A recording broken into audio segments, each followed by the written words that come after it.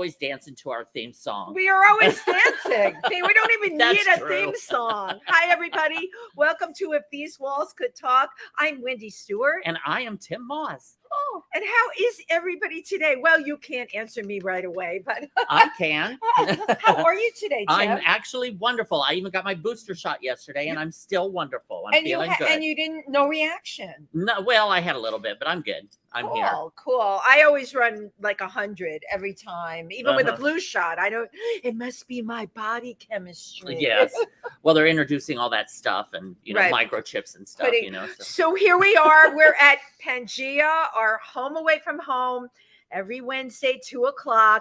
But I've been here a lot lately. As a matter of fact, I am thinking of putting a cot in here. That's right. Did I tell you that? with the little label on it, yes. With a label on it. And that way I would not miss any of the fabulous shows that they are having here.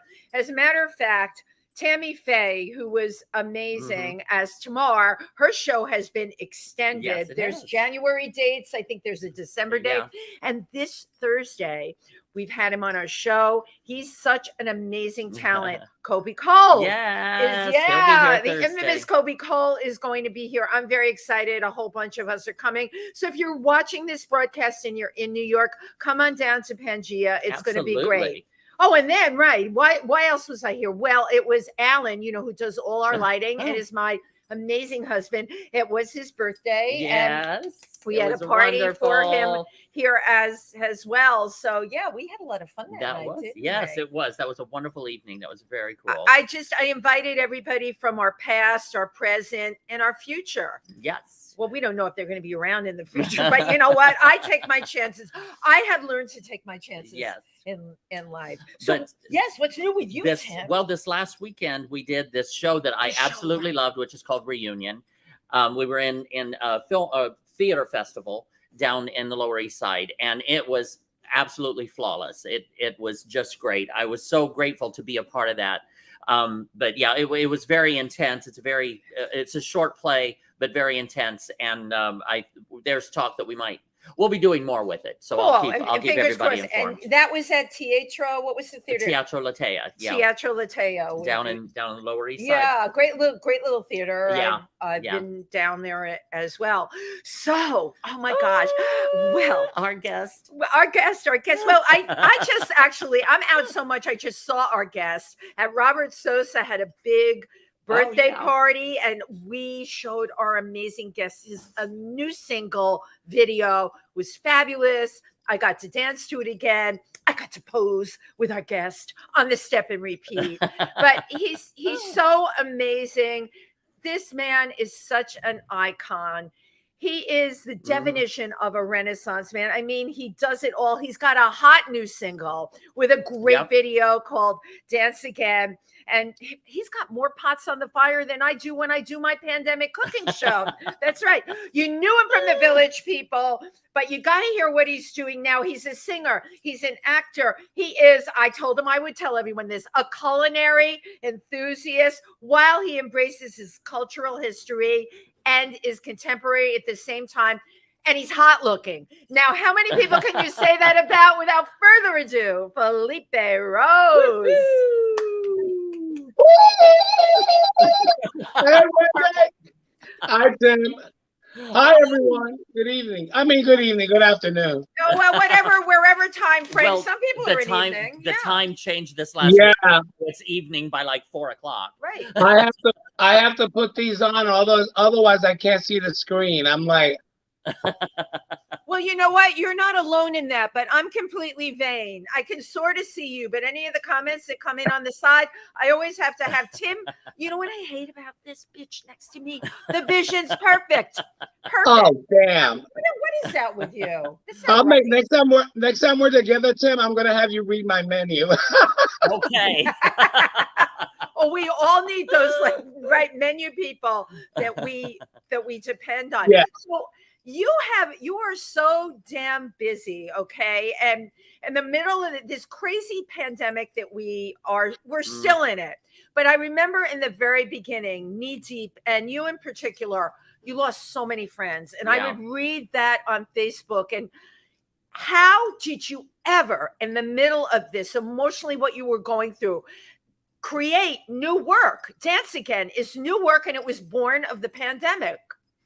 Well, thank you for that. The thing is that I was losing a lot of friends that I in the business and a lot in New York, and so I really just started, because I live alone and with my two cats. I really just didn't have anyone at home to talk to. So I was in complete lockdown by myself. So I was speaking to my backup singer, and I was crying on the phone, and I was saying, why me? Why me? Well, why is it? She said, no, honey, we're all going through this. Yeah. What you mean is, why are you losing so many? She said, well, I'm younger than you. Let me make it in simple terms, in layman's terms. She said, I've traveled the world very little. You, my friend, have traveled the world for 40 years. So your tree, your branches are deep in the earth, and your roots are deep in the earth, and your branches are wide across. So you know more people than we do. And it crystallized everything that she was saying. And then when I lost my producer from cancer, my producer of 30 years, Frosty Lawson, because he had 3 more chemo sessions to go, but they weren't letting people. They were putting off, all kinds of hospital procedures. And that's when, in August, after the memorial service, I went into deep depression. And coming out of that, in November, my new producer, Tyler Safford, I was sending him stuff that I was writing and lyrics, because we were supposed to go back and go into the studio to record for the first time the year before, but then the lockdown came. And I believe that we all saw each other. I don't know if I saw Tim at the Glam Awards. Yeah, but that's true. And Chauncey, we were all together at the like in January, and that was also the last time that we saw our beloved Harry go. So God, right, Harry, I know. And so then I went up to the Ultimate Disco Cruise, and when I returned in March, boom, we were locked down. So I was writing all this stuff for my producer. He said, "This is dark. We need something happy from you." So on my birthday, went to the recording studio with our mask on, a little social distancing, and then we just sat there with another songwriter friend of mine that I've collaborated for years, and he asked me, "Well, what do you want to say? What do you want to sing about?" And I said, "Well, I think that what I miss the most is that we're not dancing. I feel like we should, when this is over, we need to dance again." He said, "Let's stick with that." And with that, as simple as that sounds, corny as it may sound, we went and started writing. And the first lyric that he gave me was, "Locked down, locked up, locked down, boxed up, fogged up." And the song, in 5 hours, we had the song. And we sat back in amazement that we came up with something. And he said, "I think we need to finish this up and finish recording it." And we did so, and we released it in Memorial Weekend. Mm-hmm.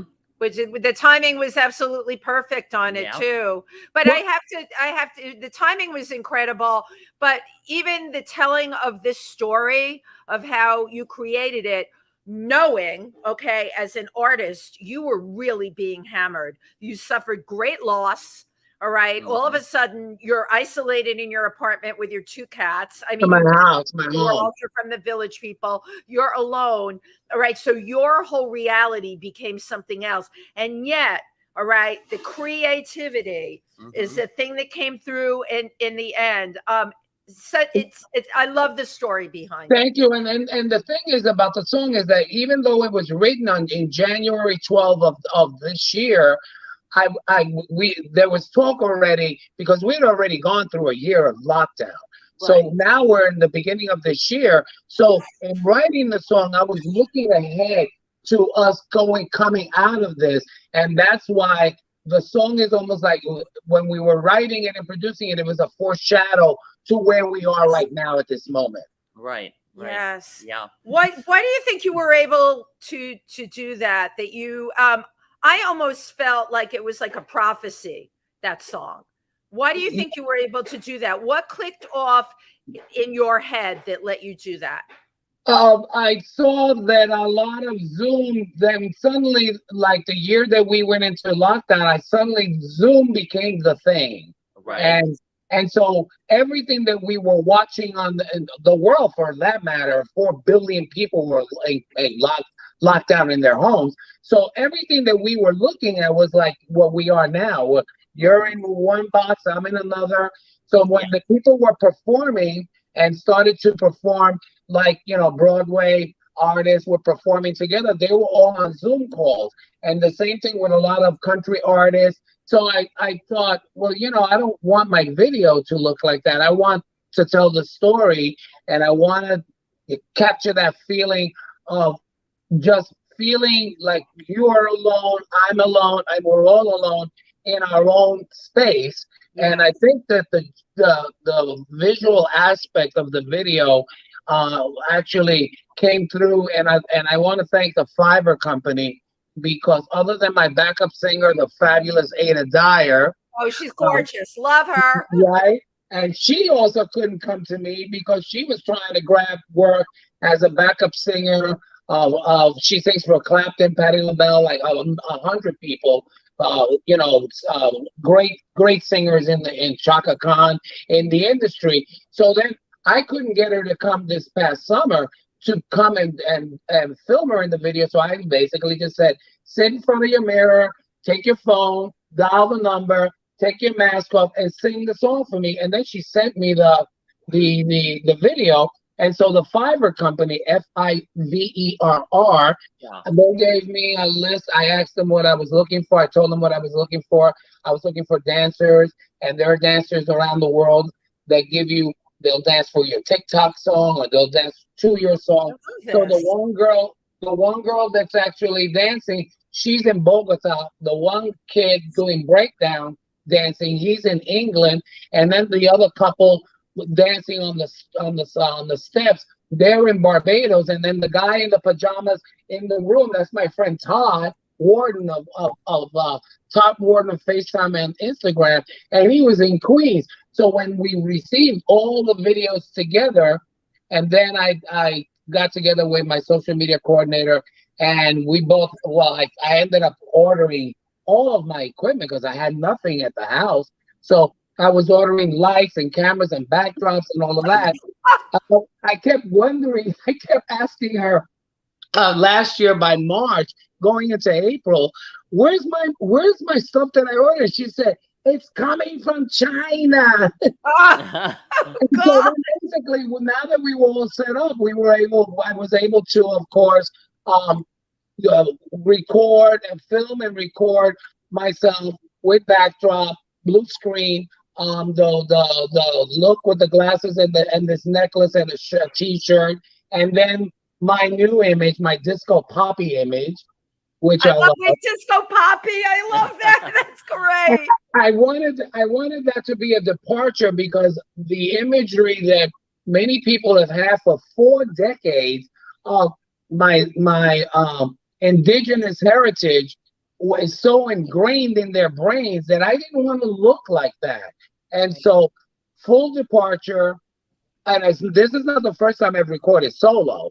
I've had recorded 4 previous times with the and won 4 Native American Music Awards. So, but that wasn't like a commercial pop song like this is. And so the look was very important, and my godson styled me. And so he just said, you know, let's go with a fedora, let's get the jacket and all that. I got 3 good uses out of the outfit at the Star Union City, the video, the Star Union City, and then last week when I saw you, I figured I might as well get another use out of it before I hang it up. That's right. Now, I'm one, I like to go back to the beginning. Yes. So most people, if you're just tuning in, this is If These Walls Could Talk, with your hosts, Wendy Stuart and Tym Moss, and our amazing guest, Felipe Rose, who is best known as the Native American in the Village People. Now, long before the Village People, can you tell us a little bit about where you grew up and a little about your parents and how did that lead into your interest in music?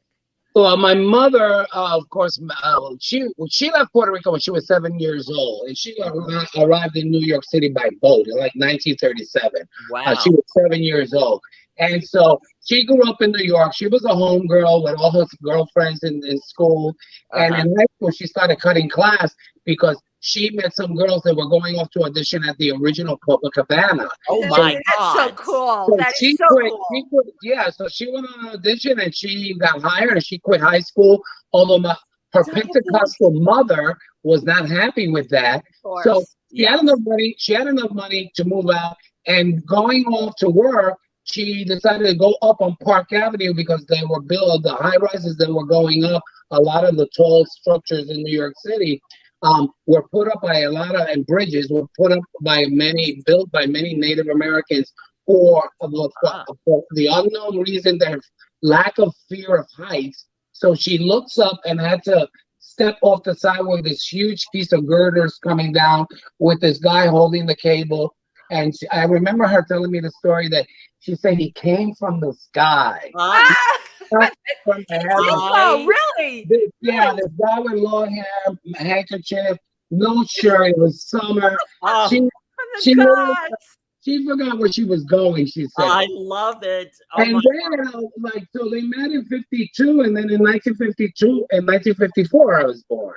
And they didn't stay together very long because for some reason, he really thought that she was Italian because she's Puerto Rican and Italian, and somehow when he found out that that hot temper Puerto Rican temper, you couldn't deal with it, right? 4'11", he ran for the hills. But I was raised in Brooklyn with her, raised in Brooklyn, in Brownsville, Brooklyn. Then we moved to Coney Island, and then because of the influence that I had through her.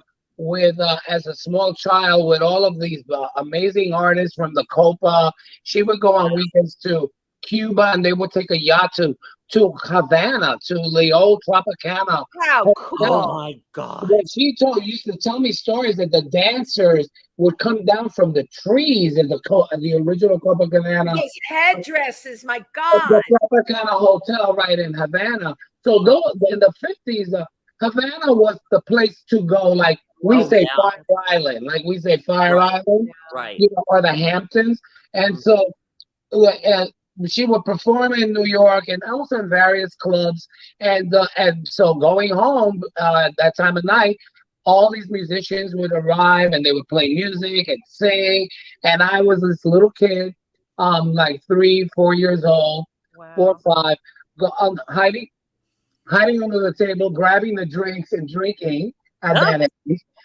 But I used to see my mother. I would be hiding, and I would see my mother run through the house with this long lace dress, and I could actually see her pull her hair, spray it like some silver color, more lipstick, and back out because the house was. Oh my God, I love it. The perfect hostess. Yeah, the house was full of dancers and musicians, and also I grew up with. So you've always been around, entertainment. That's amazing. Right. So she's very supportive of you pursuing entertainment. No, she was not. No, she wasn't. No. Oh, that's really interesting. I'm curious. What did she want for this kid that was raised in this amazing environment? Or because she had been in it, she wanted something better for you? Is that what? Yeah, she did, but she also didn't stay in the business long because of her Pentecostal mother. So then she met another wonderful guy that she stayed with for a long time, and had 4 sisters by him. 4 daughters, and so she kind of left show business, but she always left with that emptiness that she didn't fulfill her dream. So then when I told her that I was going to be as a teenager, and then I moved to the village, and then started auditioning, and I received a scholarship with the Downtown Ballet of Puerto Rico. Oh, nice. On the east side. And then I told her that I received a scholarship. She wasn't happy. She wanted me to really stay in school, go to college, to get a really great education and all that. And I just said, no, my passion is I want to do what you were doing.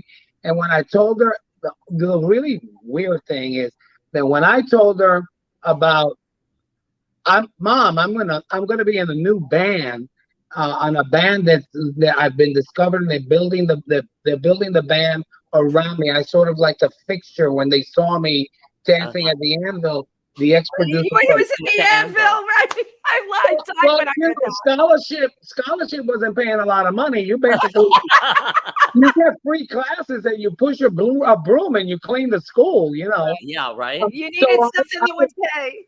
Yeah. Then I went and I ended up working at the Anvil, at the Gaiety Burlesque, at Boys New York, on 14th Street. So I was dancing and making money, supporting myself. But then when I was discovered, I told her that I was going to be in this band, and she like made the sign of the cross, and she said, "Thank God you're not a woman. Otherwise, you'd be bringing home children from the drummer." What? I looked at her and I said, "Are you for real, lady?" Now, so what was the audition process? How did that unfold for you to get? Did they reach out to you? How did you get into the Village? Yeah, and also the person who discovered you, I can't remember his name, but I knew Jacques Morali. Jacques Morali, and he saw me in the Anvil. He heard me first because I had sleigh bells. I had sleigh bells on my ankles, and then if you happen to be there at the Anvil and you would see me either on the bar or on the main stage, you would look up and you'd see these moccasins with the Angora fur, and then you look up and you see the loincloth, nothing underneath the loincloth except like the day I was born, and then you see the breastplate and some stripes on my face of pain, and the headdress. So he discovered me, and when he said to me that he wanted to, in his French accent, that he wanted to do something with me, I looked at him like, doesn't everybody? But I was like, get in line, get in line. Attitude, and it was a DJ, the late Richie Rivera, when I pointed him out. And I said, that guy says that he's a producer. He said, and Richie said, he is. I'm going to play a song by the Ritchie family, called Quiet Village. And so I went on the stage and I danced. And then he just kept seeing me at Roseland, opening up for Vicky Sue Robinson. I would appear just basically, I would be hired to dance, and I would appear on these big nights, disco nights, like an apparition. There's the Indian up there. Well, it was meant to be, right? Because you were the pivot, though. See, this is the story here that people don't know. You were really the pivot point of the Village People. It really started with you. And what I want to know is, you were working at the Anvil. What made you decide to be Native American in your dress at the Anvil in those days? Because I knew the Anvil. What made that, and what made you do that? Well, because my father is Native American, and I decided that I did not want to be one other dancer in New York City trying to huff it and puff it. Smart marketing. I decided, my hair was long anyway. I used to dress with the fringe jackets like in normal days in the village with cut off jeans and fringe jacket and moccasins. Right.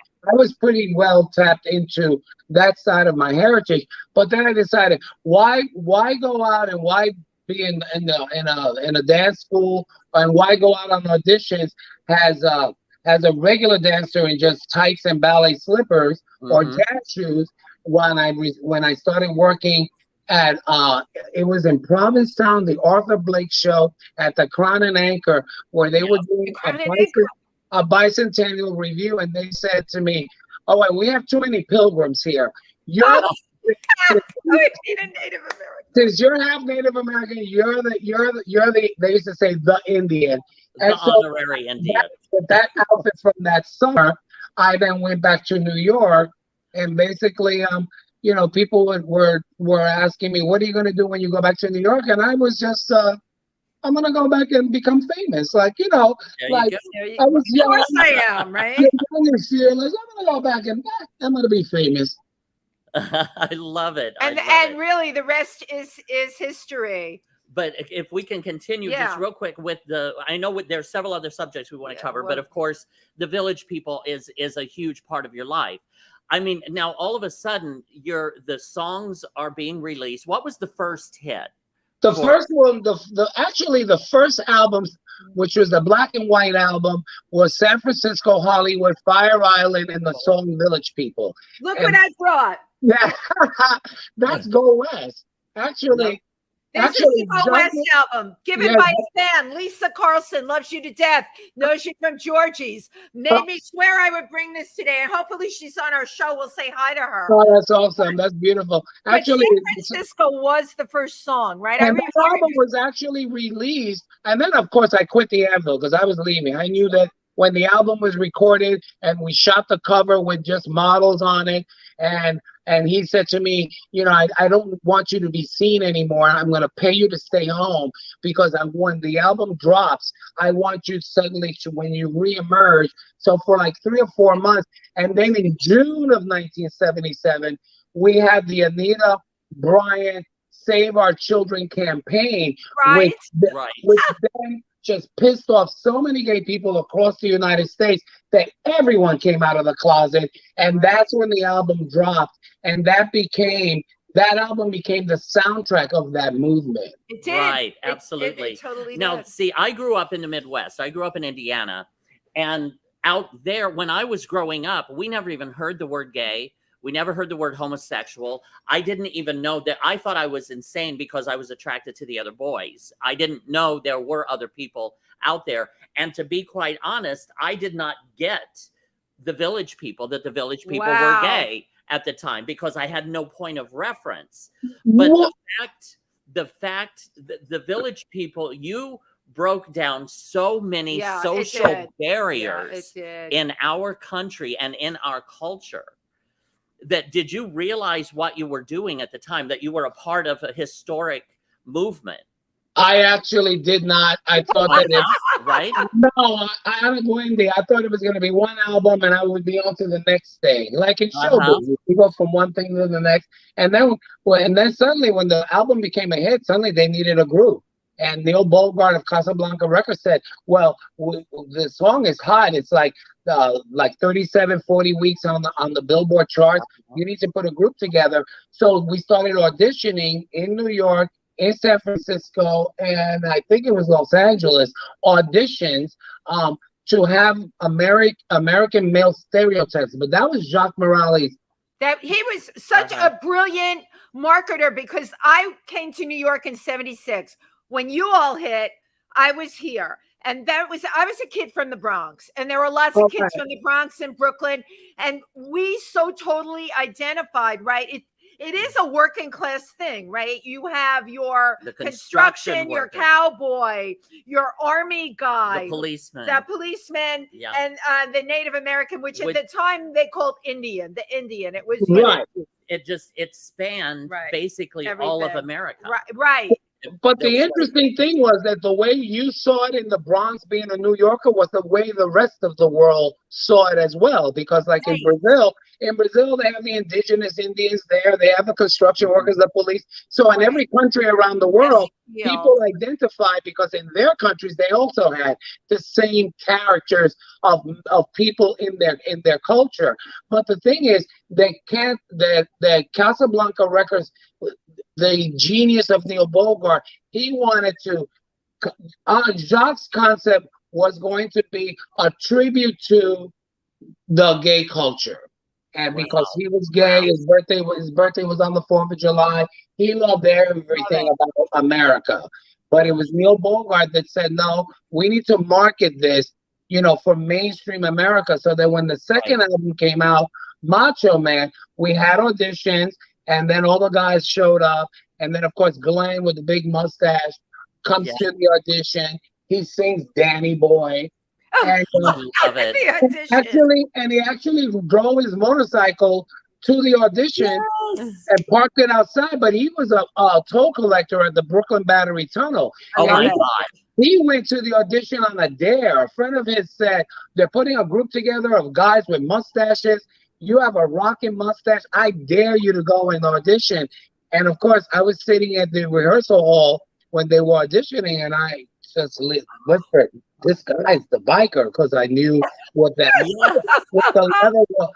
leather look was like, because I worked at the Anvil, and then Randy Jones shows up to his audition, takes his hat off because it was sitting back here, and pushed his hair back. Howdy, y'all! And so he's from North Carolina. Adorable. I love him.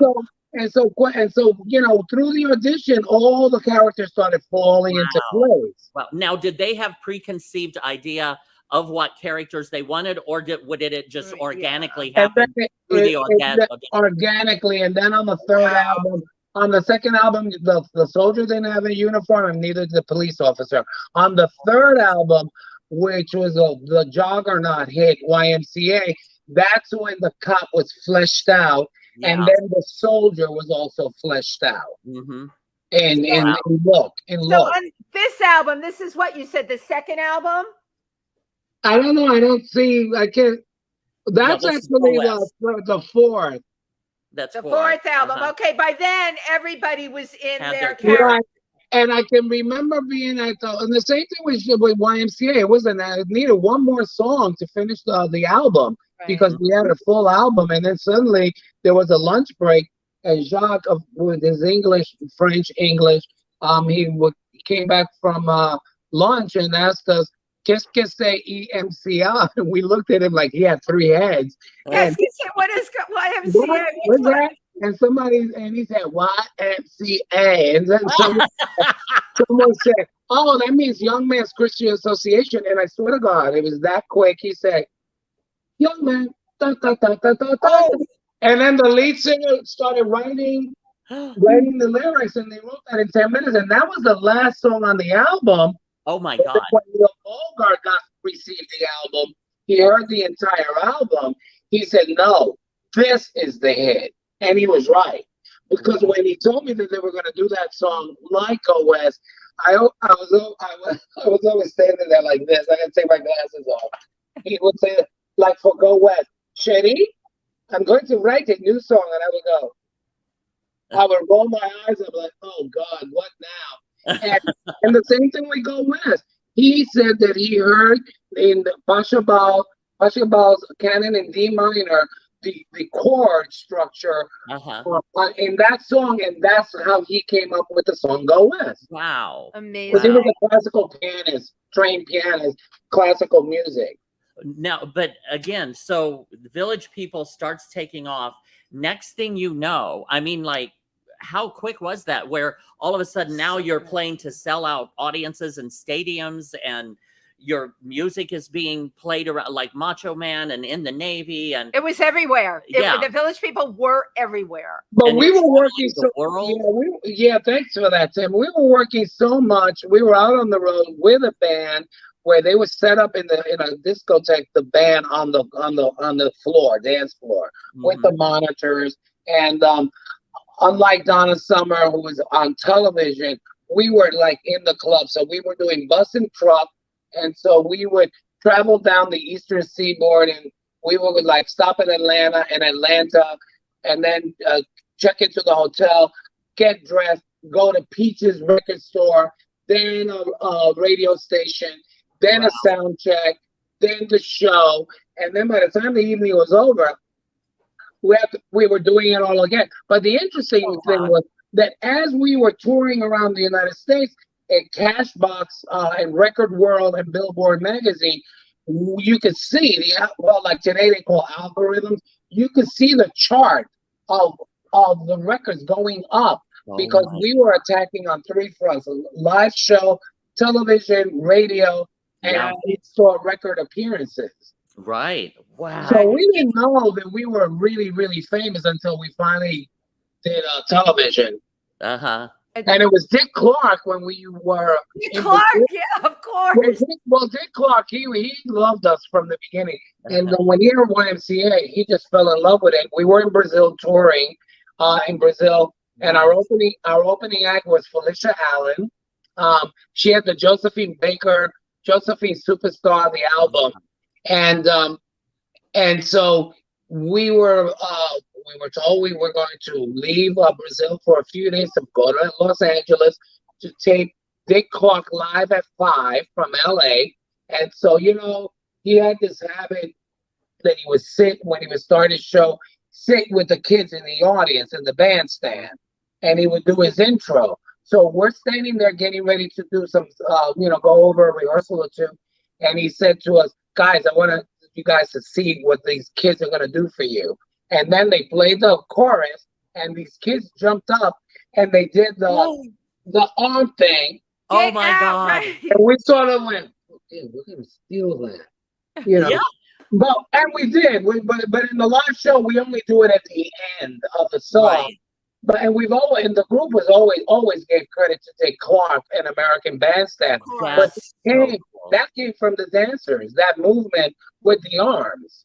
My God, you know what's so amazing about what you're saying? Right to this day, you go to anywhere in this country, any function, a wedding, a bar mitzvah, a Yankees game to have like that in terms of sustaining. My God, who would have thunk? And the entire stadium is going YMCA. The interesting thing about the minute we went into lockdown in that January, well, it was in March, but in February, YMCA was inducted into the Library of Congress. But that fell through the cracks because everything we were watching on the news, it was with Italy and the Europe closed down and then China, Wuhan. So that didn't get any media attention at all. But the song was inducted in the Library of Congress, and now it's part of American history, music, culture. Right. It's really wonderful. Yeah. Well, I just wanted to go over a few of these comments. Yes. Sylvia Polite says, "Hello, beautiful people." Estella Nena says, "Hi, Felipe." That's my social media coordinator. Scotty Valentine says, "I'm watching from London." Hey, Jack. I love you. John Jigan Griffin Teal says, "I love this. The Village People made an impact on me when I was a struggling closeted gay teenager in the middle of rural Kansas. Brought me joy, dancing in my bedroom, and loved the Native American. My heart is so happy seeing you today. Feel like I'm listening to a friend." Beautiful, John. Really, really.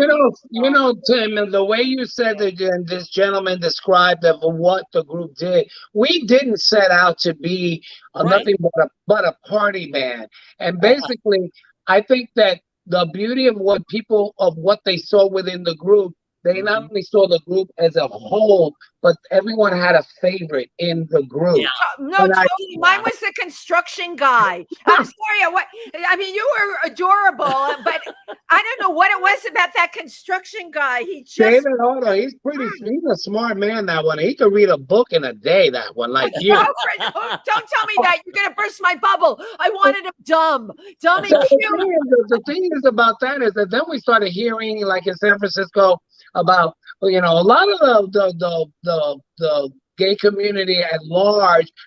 The minute we started doing Merv Griffin and a lot of Tim Conway and all these TV shows, they wanted us to say we're homosexuals, because at the time nobody talked about it.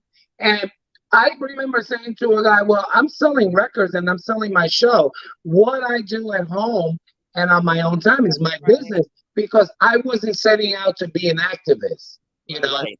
And when people would say to me, "I came out because of you," my response was, "I had nothing to do with it. You wanted it." Yeah, absolutely. But you gave them the courage too. Absolutely. Well, I would like to say that I would like to think that the group did, but again, the group didn't set out to be. I can't imagine if the group would explode today with social media the way it is. Yeah. Maybe it would be too polarizing for the there'd be so much stuff about stereotypes and political correctness. A couple more comments. Our good friend Nick Lyon says, "One of the legendary artists of our generation, a wonderful human being and a dear friend.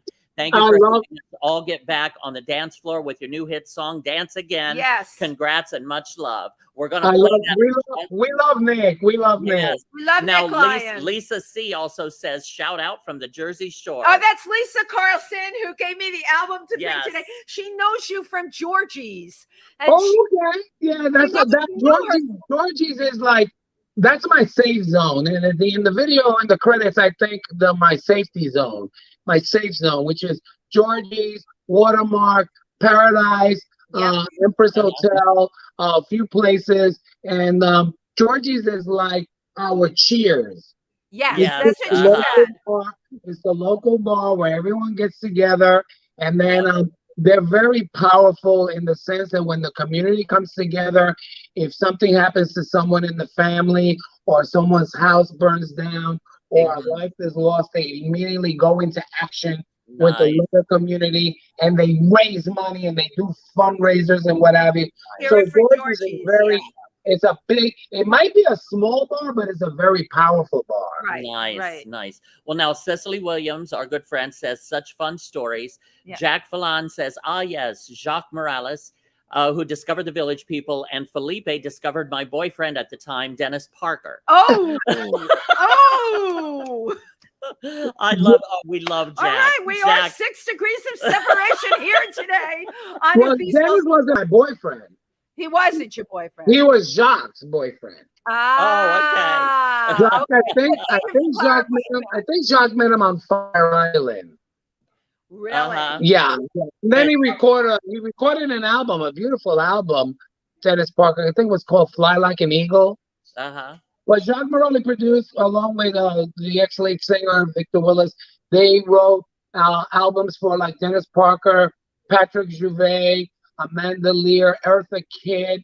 I think the Ritchie family. I could go on and on, just countless, groups. And Paris was like a second home. So when they were auditioning, all the guys, and then suddenly they had the 6, they had the 5, and then they were going to start rehearsing the first album with the new Macho Man album. They sent me off to Paris to go and choreograph 2 numbers with the Crazy Horse Saloon to get me out of the way. So to get me out of the way, because Jacques Morelli used to write music for the Crazy Horse Saloon. And so I was there, sent to Paris, and Jacques said, "Oh, Sherry, when you leave, you must take your outfits with you, because you will be going out at night. They will be taking you out to the nightlife in Paris." And they did. They celebrated me. I met Grace Jones in one of the clubs. I love Grace Jones. So I then suddenly went out the group. When I went to work in Paris, while they were putting the group together, I became suddenly like famous there, and I loved it. And I loved the nightlife over there. Of course. But those were the days when everybody used to get dressed and everyone used to go out, and then and then go to the Palace, and then on the Champs-Elysees there were clubs all over Paris. And the thing is that, and for that matter, throughout Europe, and I feel like we're now going back to that again. We're going back into dressing up again and what have you, and I love that. I agree, and enjoying going out. Now, once again, you're listening to If These Walls Could Talk with your hosts, Wendy Stuart and Tym Moss, and our amazing and incredible guest, the one and only Felipe Rose from the Village People. Is there a name for that? Because I was going to ask you to do that anyway, but I'm so glad you did. That's called it's called a cipher under the falsetto. Cipher? And it was only one other kid in my neighborhood that used to do that sound. And so when we would get together in Brooklyn, we wouldn't call out each other's names to play. I wouldn't say, "Wendy, come on," I would just stand outside and then they would open the window, and then we'd get together. So yeah, I mean, I don't know what it is. It's probably the octaves in my voice that I sang as a little kid. But it's so distinctive. It's so Felipe. I have to tell you, I've heard you do it in the privacy of my home. I tried it. I did. I can't get my tongue and my tonsils are not cooperating. The interesting thing is that anywhere in the world, like even in Australia, and I've been there 39 times. The thing is that in clubs, anywhere in the world, anywhere I go, whenever I've made that my I call it my tribal call, people automatically go, "Oh, Felipe's here." Yeah. Right. And I do that, basically used to do that just to find where are my friends in the club. So it would pierce the music and people would hear it. It's amazing. Absolutely. Well, we're going to take a quick break and we're going to watch The video. your brand new video of your brand new song, Dance Again, by the one and only Felipe Rose. Here we go. Yes.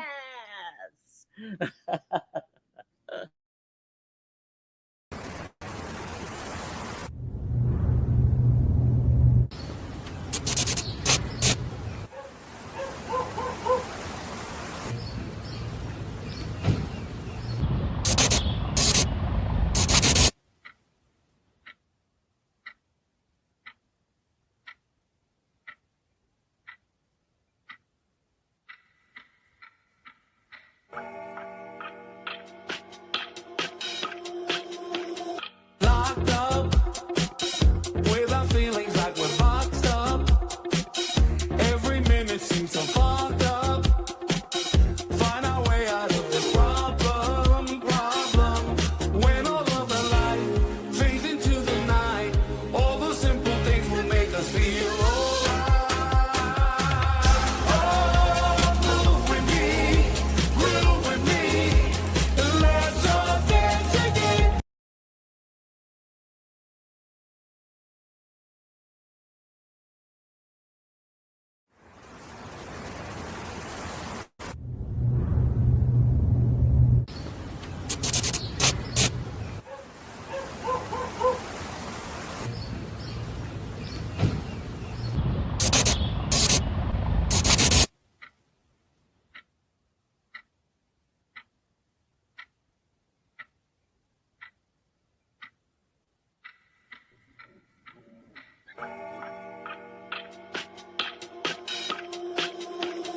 Locked up with our feelings like we're Meaning, you know. boxed up. All right, here we Okay. go. Yeah, let me explain real quick. We'll Felipe. fix that. Yeah. In post afterward, he'll edit in the full video without any interruption. So I get emotional watching that I would know. imagine. because I was getting through PTSD, and Mhm. so Wow.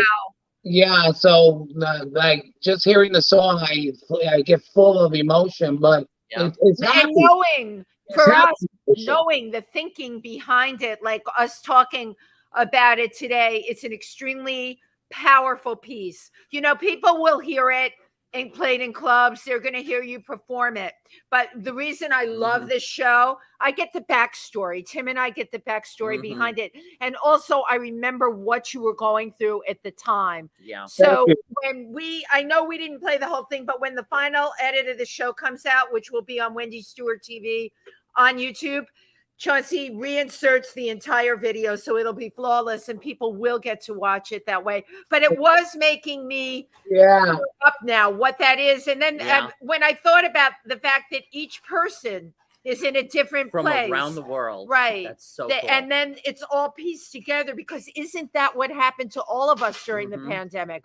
All of a sudden we were totally pieced together. I have to ask you, because I've been waiting the whole show, you really do so much for the LGBTQ community and the Native American community. Can you just talk about some of the things? I want to share that with our audience. Oh, thank you. Well, during the lockdown, I was also watching you doing your pandemic cooking as well.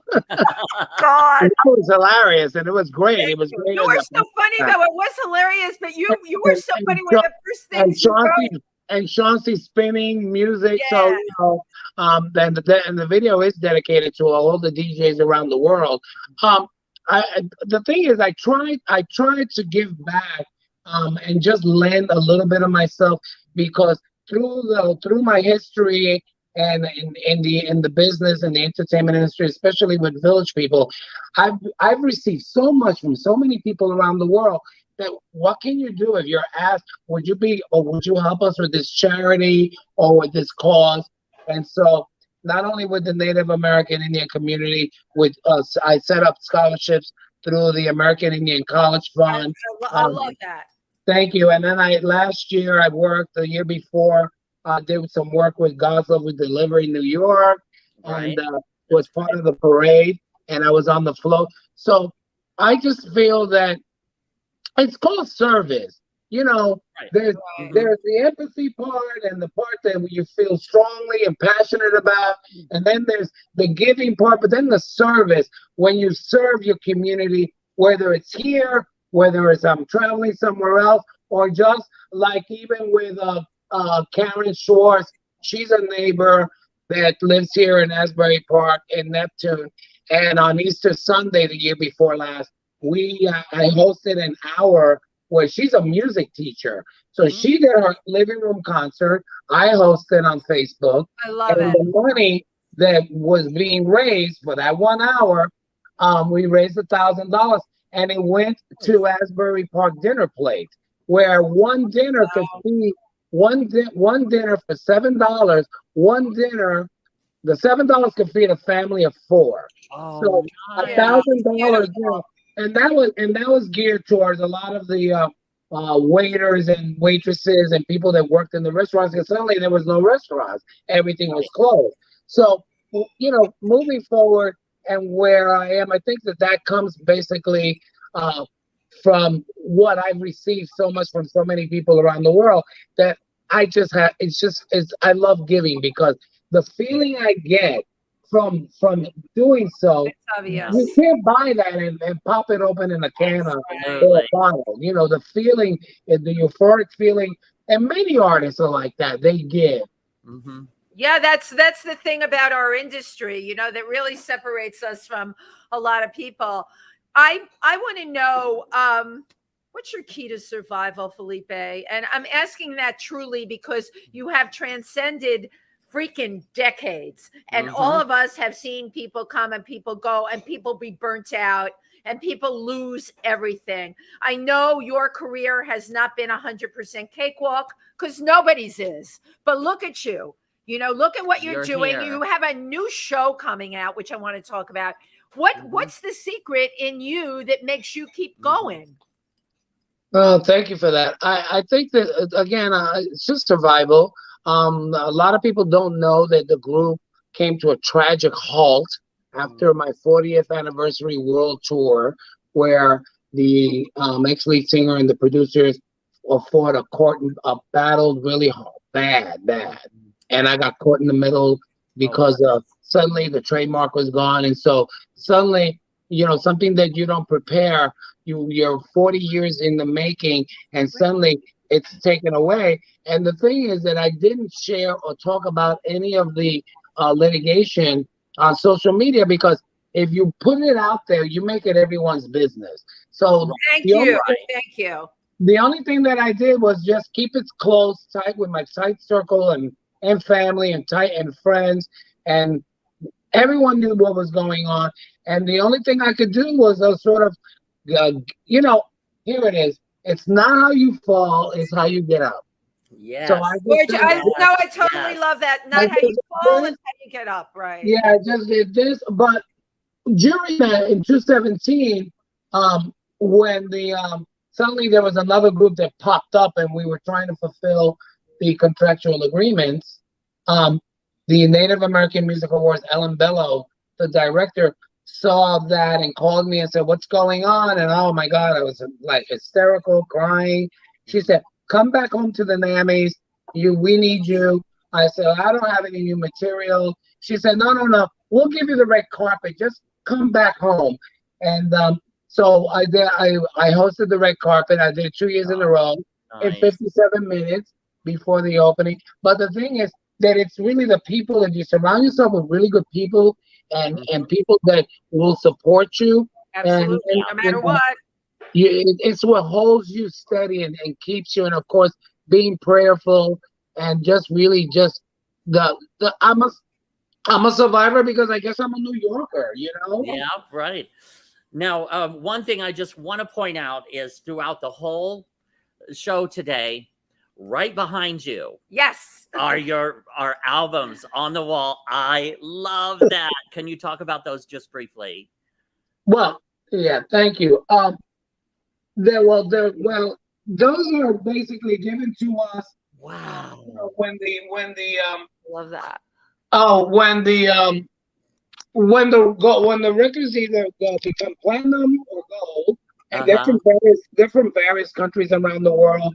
And I have a cabinet over there with 5 Native American Music Awards, an American Music Award, a star in the Hollywood Walk of Fame, and then all these other things that I collect crystals from around the world and other native Kachina dolls. So my cabinet looks like a small museum. Yeah, I love it. Well, now I also saw on Facebook that you were setting up a table for winter, for your projects in the winter, for artwork. What kind of artwork? Yeah, what were you planning on doing? Well, I majored in art because in 2007 I really had a really bad stage injury, and I got back in on stage the next day, and I sprained my ankle, and the next day got back on stage and fractured 2 toes because the ankle was swollen. And then suddenly I was taken to a hospital in Sarasota, in Disney World. If you get injured in Disney World, do not go to Children's Celebration Hospital. Never. Because there's no celebration for you. It is one of the most contaminated hospitals. I picked up MRSA there, and when I got ready to leave to go to Sarasota, I felt like this stabbing of knives. Wow. I called the biker, the second biker, Eric Aslan, to call his father. He's a doctor, and suddenly they took me to meet Dr. Harold Vogler. The road manager packed me up, and I went. The cars went that way. We were doing 9 shows every 3 days throughout Florida, and then suddenly he took the wrappings off, and my foot was in a bowl of water, and I picked up MRSA, and I had hours to live. So I was in Tim. That's unreal. It was like something from outer space. Like the stain on my foot was, and I could hear when we put a pan under my foot and he put my foot down. I could hear the oh, never mind. The bag broke and you can hear all that coming out of there. They hit me with morphine. I woke up 3 days later and I was in the emergency room, and they all had hazmat suits on, and I could see all the lights and all that, and I could hear the CDC doctors say, "Oh no, just cut the foot off at the ankle." And this Harold Vogler, Dr. Harold Vogler, which I absolutely love, he said, "No, this guy's healthy." Excuse me, this guy's healthy. No, we're gonna save his foot. So they gutted the foot out. They stuck a wound back in there. And I was in the hospital for 3 months on morphine. On morphine for a month, which I loved. I can see how and how do you wean someone from that? Right. You wean someone from morphine, they give you Dilaudid, and then they were on a PICC line. And the minute they put it in the PICC line, it hits your brain that quick. And within minutes, I would cry, press the button. I want some more. I want more. And they were like, "No, we can't give it to you," because it was painful. And then the rehabilitation process, I had to get a private jet to take me home with some friends to bring me back after 3 months, and I couldn't walk. Wow.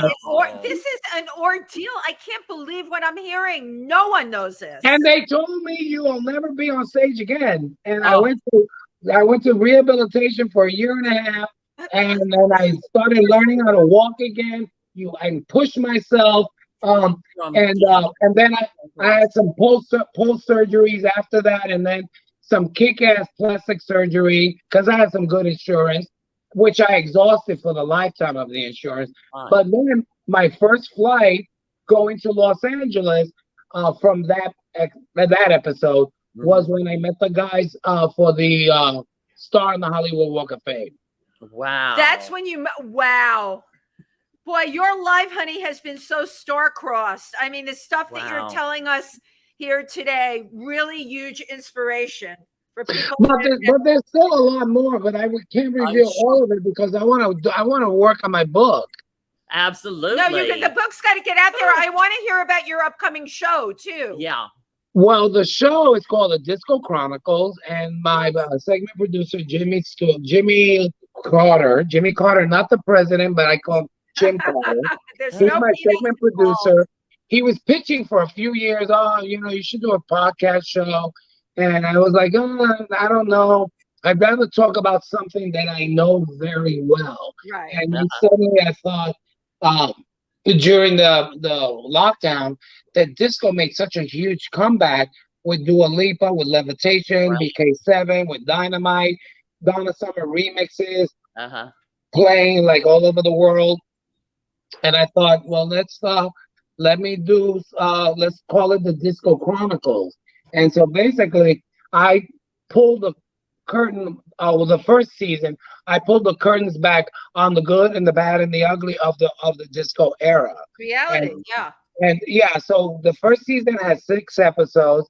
The first guest was the controversial Steve Dahl, who was responsible for the Kaminsky record burning disco suck movement, where they threw albums on the in Kaminsky Park at the baseball stadium. Oh, God. And so when Jimmy asked me, well, I think you should get, I would love to, have Steve Dahl, and I really didn't know who he was. And then when he told me, I said, oh, he'll never be on the show. And why would he even want to talk to me? And Jimmy said, you don't know. Well, the guy said yes. And it was a wonderful interview. Go And figure, right? Go figure, right? And then, at the end of going towards the end of the interview, he came clean with things that he didn't know, that he was ignorant about disco music, that it was really more of a New York underground music for gays, blacks, and Latinos. And so, it was like burning records was like burning books, and it was like a racist move. And he agreed that he was ignorant regarding that. Huh? And so we fastly, in the interview, became friends because we're both the same age. But back then, we would have never have come together to talk. Right. To sit down and talk. So basically, we end up in the end of the interview. I said, well, you might as well sing with me. You know this song. Young man. So he sang a little bit of that. And then in episode 6, the lovely Linda Clifford closed out season 1 with the 6th episode. And we've toured for many, many years, and she's just amazing. Oh. And someone that is just so full of energy and so beautiful, and what a great talent and singer that she is. If people don't know who she is, if my friends could see me now, Red Light. I mean, there's I love that song. a lot of music. And now we're starting season 2. Very Wonderful. cool. Wonderful. And hopefully it's going to be moved to a network in January. But I'm not quite sure. I'm still reviewing the contract and all the paperwork before I commit fully. But it's on my YouTube channel, Felipe Rose official YouTube channel. And all of the episode 1, all of the first season, episodes 1 through 6 are on the channel. And then we're going to begin, hopefully next week. It's you guys, when you're doing your show, do you book ahead, like guests, like? Yeah, usually. I'm like 6. I try and work 6 weeks ahead of time. 6 weeks ahead. There's always the thing that where you're booking performers, stuff comes up. So you always want to be ready with, other people. Where all of us are blessed to know, my God, so many talented people. We do. We actually do. And it's not just the artists, there's producers. I actually just received a wonderful response back from the wonderful and, oh my God, amazing producer, Michael Zager. Let's all chant. So he's going to be on the show. So I'm going to be interviewing DJs. I'm also going to be interviewing people that love disco, why they love disco, and why Studio 54 girl. That's me. And why disco has still has a stronghold on the world today. No, absolutely. Yeah, I was there from the beginning, and I can tell you everything about it from the very, very beginning. Yeah.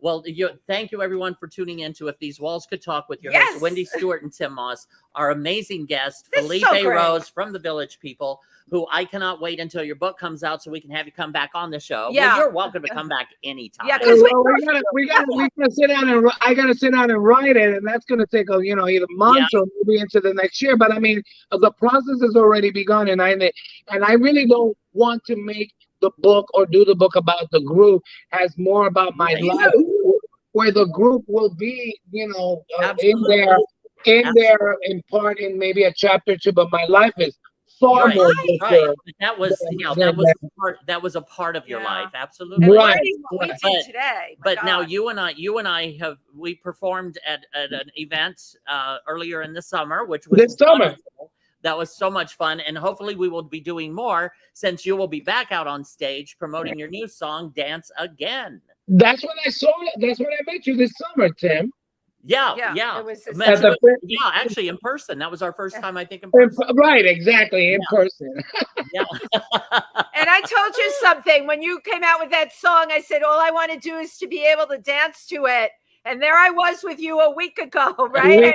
Dancing to it. It was But like, we have the handsome Robert Sosa to thank him for that evening. Yes.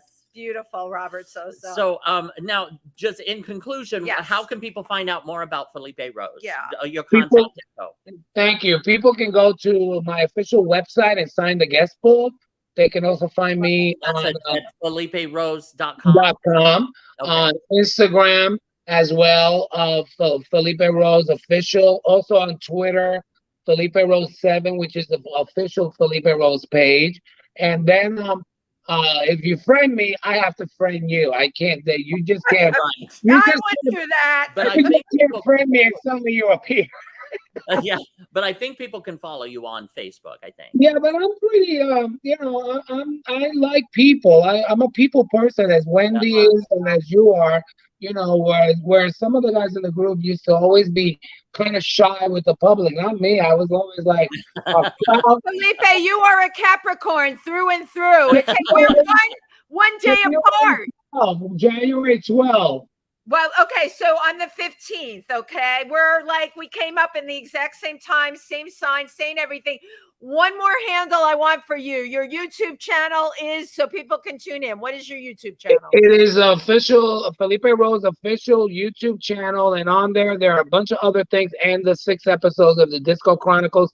And you have a birthday, share a birthday with Lisa, and also Ray Simpson, the second police officer of Village People that was with me for so funny. about 15th. Yeah. That is fabulous. Felipe Rose. Oh, I just love and adore I know, you. me too. Mwah, mwah. What a Thank you great guys so much. Thanks, Chelsea. We're gonna see each other before that, but hopefully in January for the Glam Awards. We'll see each other for the Absolutely. Glam Awards, but there'll be We'll stuff all happening hang out. before that. So we'll hang out Absolutely. before that. Absolutely. Yes.